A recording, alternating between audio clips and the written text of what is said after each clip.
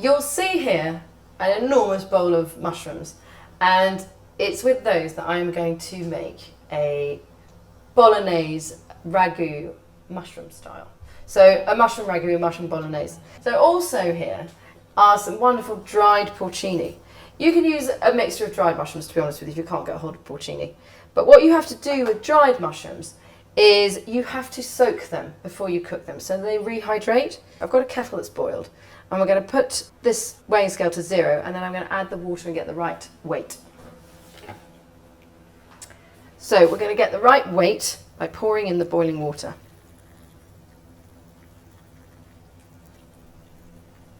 There we go. And you'll use that water to add to the ragu as well. So we've put those to soak. The next thing we need to do is prepare our mushrooms. Now, mushrooms they can be quite dirty, so I tend to use a little piece of kitchen roll and I dust off any excess mud that's on them. So they're all dusted off. The only thing I've noticed on this one and its stalk is it's got a bit of mud on it, so I'm going to actually cut that off. Now, you want to chop these really nice and fine. So I slice. Watch out for your securing fingers.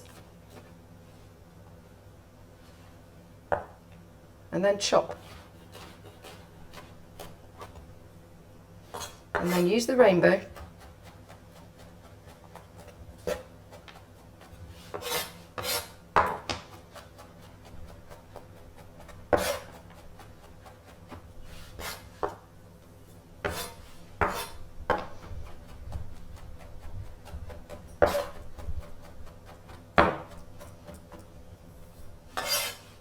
Then you're going to add that mushroom to your pan.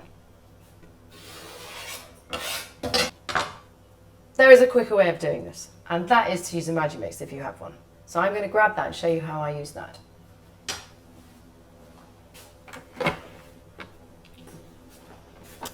Here's my trusty friend.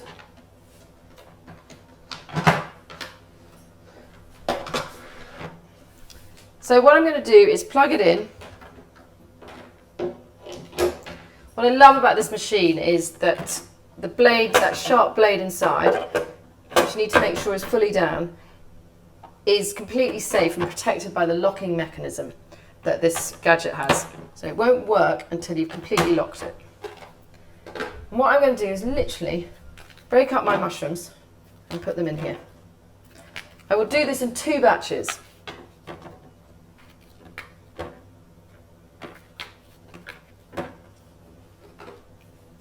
I'm going to put the lid on, click it into place, and then I'm going to pulse it rather than auto it. I'm going to pulse it so that they go up and down.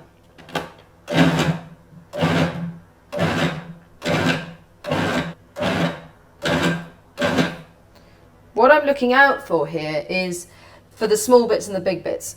I don't want the small bits to be so small and turn to mush, so I'm going to open it up and give it a stir around.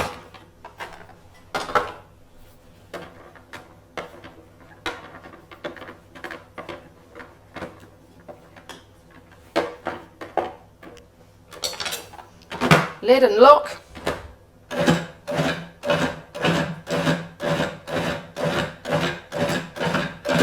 And that is absolutely spot on. They're going to go straight into the pan with the others. And we'll do the next batch.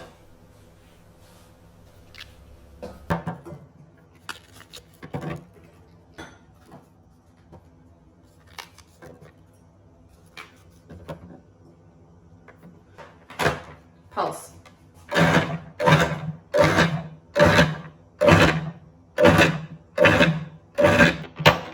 Perfect, look at those.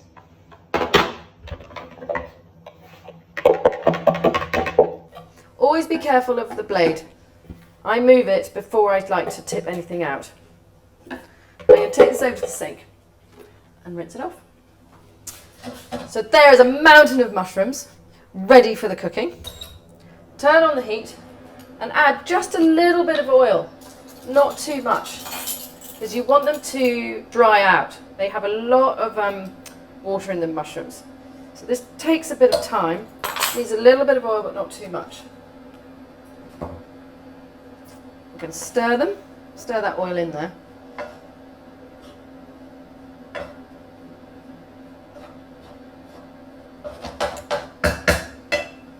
And I'm going to put a little salt and pepper in there.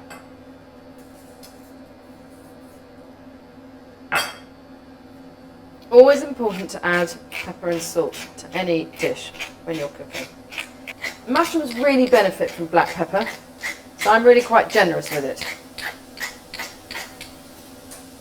There we go. Give it a shake. So as I said, mushrooms, these are going to take quite a bit of time. So while they're cooking down, I'm going to prepare my mirepoix. So in a mirepoix goes carrots, celery, and onion. What I'm going to do is I'm going to give these a bit of a wash. So just give them all a bit of a wash. Take the soils off the celery.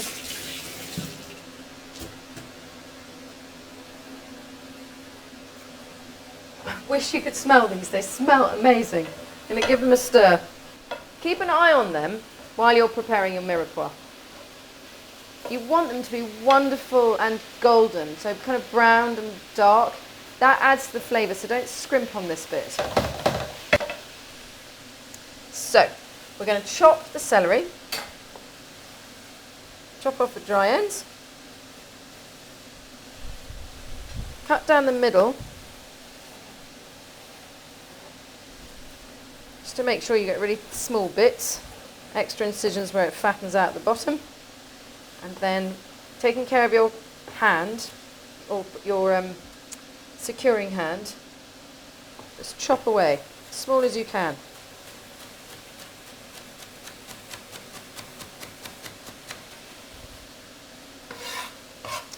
And as I get this ready, I'm just going to put it into a bowl, which is that one there.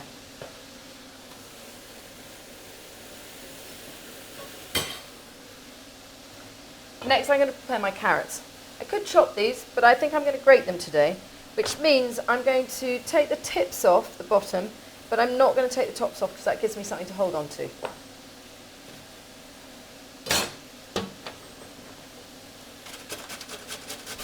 Watch out for your knuckles. Remember, with grating, the knuckles will cut, but the pads will be okay.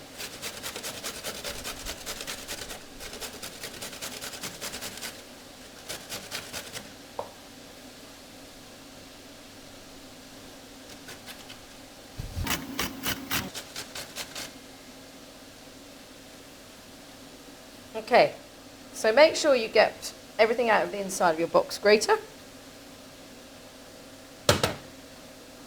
We're going to add that to the celery. I can smell these mushrooms, so they need a stir. Cook with your nose and your ears, as well as your eyes.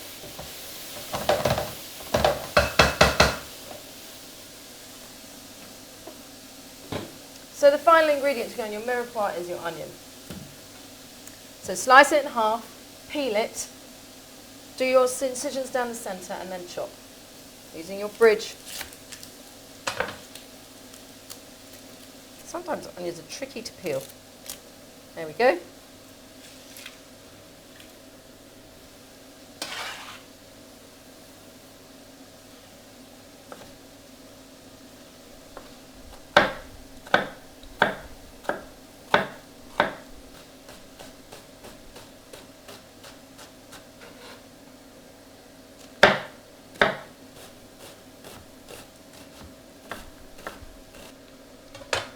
Give this a stir. I'm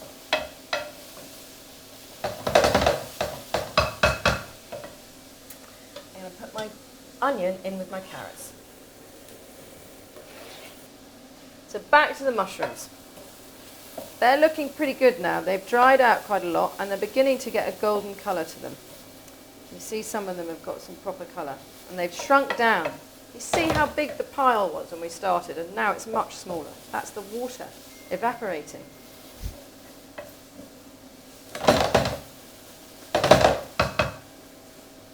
I'm going to be patient and I'm going to wait till I really do have some good colour on these before I take them off the pan. I'm going to get a little bowl to put them in.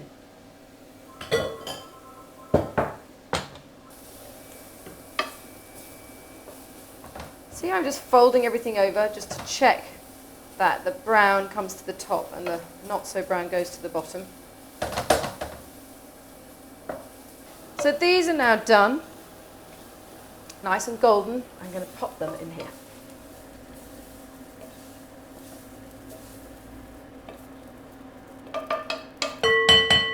Whee, noisy. So with my mushrooms done, I can now cook off my mirepoix. So we're going to use this. It's quite a hot pan at the moment, so just be wary of that. I'm going to add a little oil.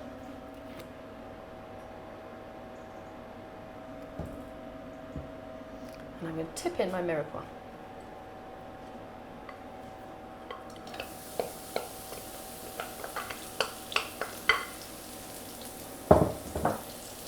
Give it a stir.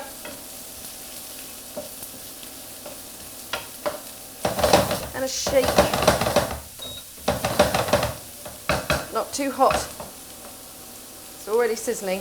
And you want them to, you want a bit of colour, but you want it soft, translucent and turning a little golden. So while these are sautéing, I'm going to prepare a bit of garlic to add to it too. So give them a quick stir, check that they're doing the right thing. So garlic, a couple of cloves in here. Garlic and mushrooms are a marriage made in heaven. So with garlic, you cut off the flat end and crush it under your knife and then crush it.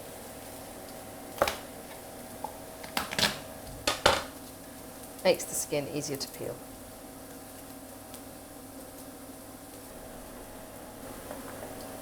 And crush it directly into your pan. Use the spoon just to get rid of this. I use the stuff in the middle.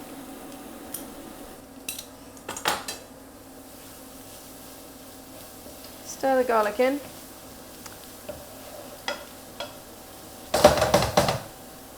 And it needs some salt and pepper.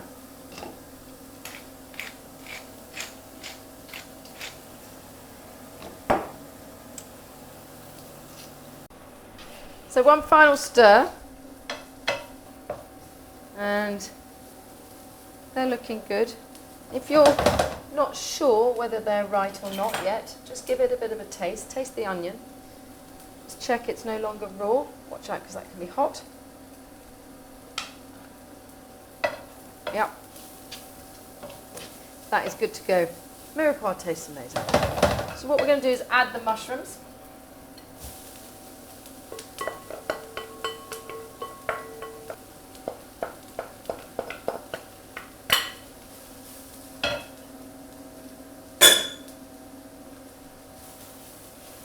Give it a stir. And then we've got the porcinis to add. Now what we have to do those first is to actually strain the liquid from them. So I've got a sieve over a bowl here. Literally going to pour this lot into the sieve. The reason to do this is you want to chop these up now.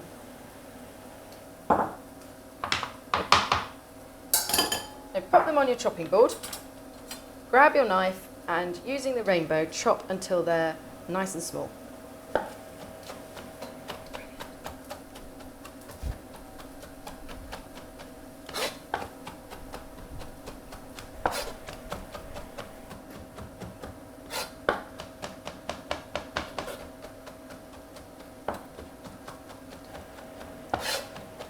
Nearly there. Just going to take those mushrooms off the side of my knife. Be careful of your fingers, remember, very gently.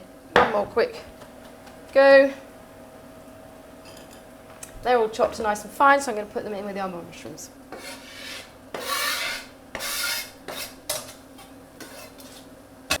Stir them in.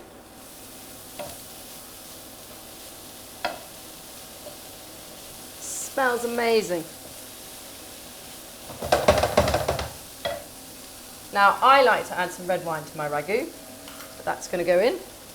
When you simmer or boil the wine, or actually any alcohol, the alcoholic content begins to evaporate. Hear that sizzle? Once that's all but evaporated, I'm going to pour in my liquid for my porcini mushrooms.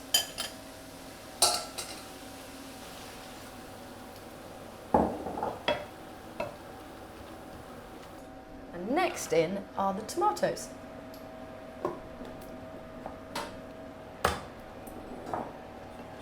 Pop that lid of the can, a little tag. Be careful because they're really sharp. Push that all the way back like that, and then pull the lid back till it comes off. Same with the other. These tomatoes are chopped, so they're going straight in the pan. So these have got lots of tomato juice in them, so what I'm going to do is go and rinse them out, and I need a can of water, so I'm going to get that from the sink. So I've got a can of watery, tomatoey liquid.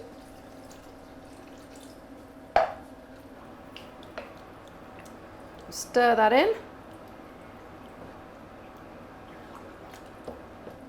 Bring it up to a simmer, really important. So this is simmering nicely. It needs some herbs. So, a couple of bay leaves go in. Some thyme. And I'd like to put some rosemary in. I've got fresh rosemary, so I'm going to chop that. Take the waxy leaves off the stalk, and then we're going to cut those up nice and fine. Using your rainbow.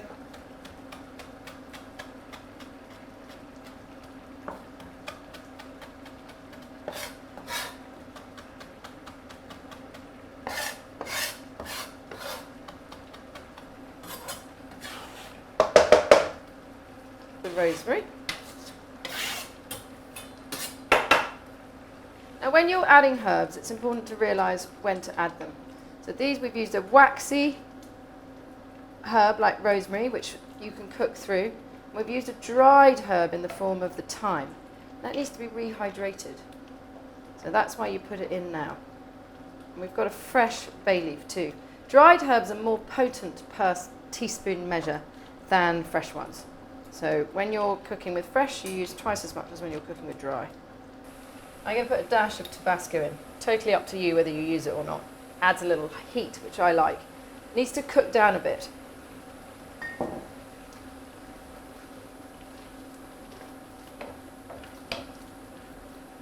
A little goes a long way with Tabasco. So the ragu has been simmering now for quite some time, 15-20 minutes. You can see here that the tomatoes have gone very soft and you can squish them. And that's where you want to get it to, and all that water has evaporated. I'm going to give it a quick taste and see how it's going. It's really hot, so watch out. It's amazing. What you want to achieve is a blend of flavours rather than the mushrooms standing out from the tomatoes, and that blend has happened in there. But what it does need is just a little bit of extra seasoning. So I'm going to put salt, I'm going to put pepper. I'm also going to add a tiny amount of sugar. Sometimes what happens is if your tomatoes aren't great quality in the can, they haven't been as ripe as they should be, they just don't ever sweeten, so you just put a little pinch of sugar. Stir it in, and then you have to give it another taste. Ooh. Cool it down. That is perfectly delicious, I have to tell you. I'm now going to cook some spaghetti for it. So when you cook spaghetti, pasta, you need a large pan full of a large amount of water. So what I've got here is a big pan. I've boiled a couple of kettles because this is a really big pan. You might only need one. And I'm going to grab those.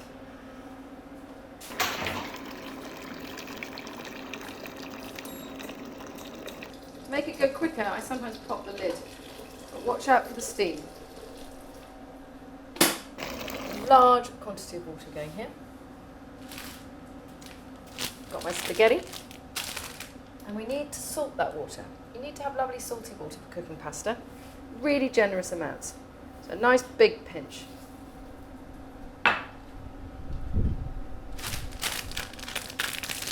Measure out your spaghetti. Work out how much you need. And drop it into the pan. Control your heat and give it a stir. So you want it rolling boil. So that is perfect. And you can see it's all beginning to soften, but you need to stir it a bit at the beginning so that it doesn't stick.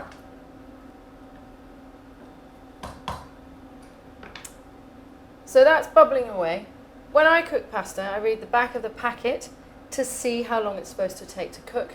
And I set my timer for a couple of minutes ahead of their suggestion. I like my pasta al dente, so literally to the tooth, a little bit of bite to it, but I don't like it chalky in the middle. So if you check it a bit earlier, then you have a chance to get it absolutely on point. So the pasta's been boiling away, my spaghetti. I'm just going to taste it now. Grab a strand or two, take it over here because it'll be quite hot. Put those ones back in. This one, just take off a little bit. Perfection. Al dente, but not squishy, but not chalky. What you need to do before you strain it into a colander is grab some of that cooking water. This is what you use to help thin your sauce as you put it on the pasta to get a great emulsion.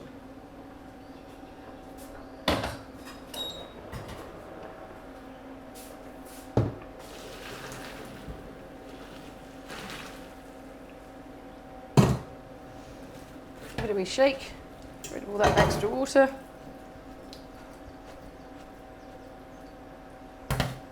And I'm going to put it back into this pan.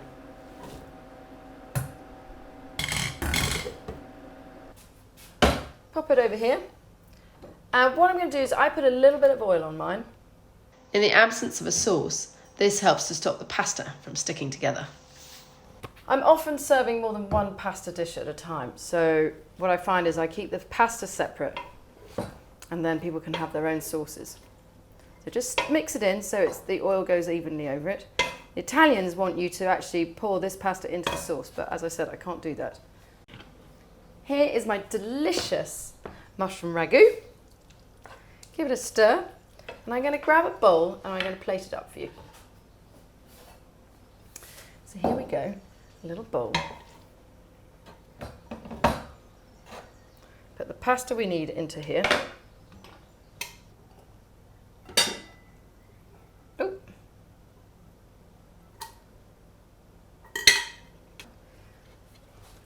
And you can see the sauce is a little bit stiff.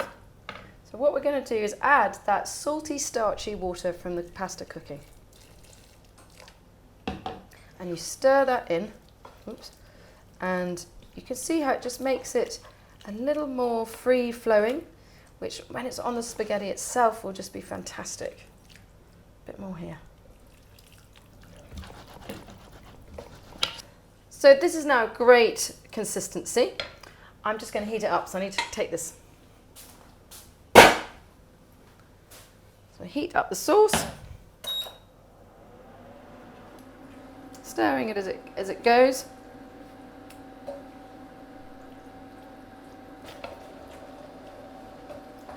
So that's now looking lovely and hot and ready to go on our pasta.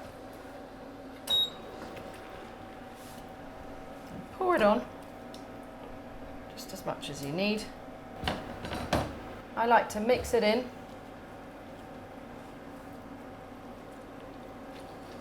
So it covers all of those shreds of pasta. And then I like to put a little extra dollop on top.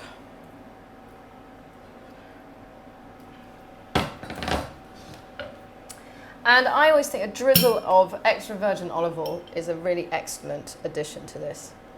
Just a dollop. And if you want, you can add a little Parmesan cheese, or you can serve it just like that, and that is ready to go.